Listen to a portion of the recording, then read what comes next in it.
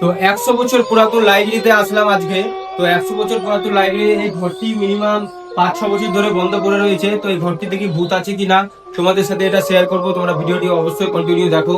প্রথমে যাচ্ছি সিঁড়ি দিয়ে, দেখতে পাচ্ছ সিঁড়িটা কত নোংরা হয়ে আছে। এদিকে সব পাখিগুলো সব কি ফেলে দিয়েছে, আর এদিকে সব মাকড়সার চালে ভর্তি।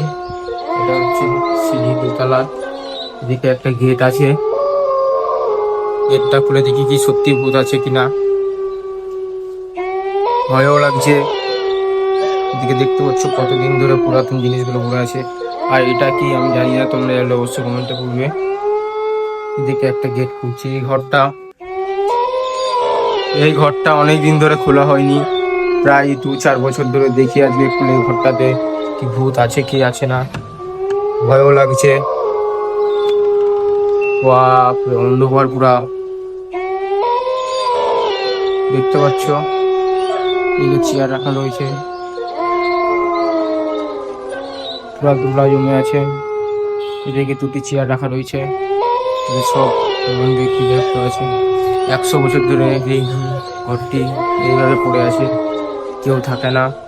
কথার আওয়াজটা শুনে বুঝতে পারছো পানীয় জলের অবস্থা এখানে আছে, পুরা নোংরা হয়ে আছে। এটা বাথরুমের অবস্থাটা দেখো। প্রচুর ভয় লাগছে আমাকে ভিডিওটা তৈরি করতে।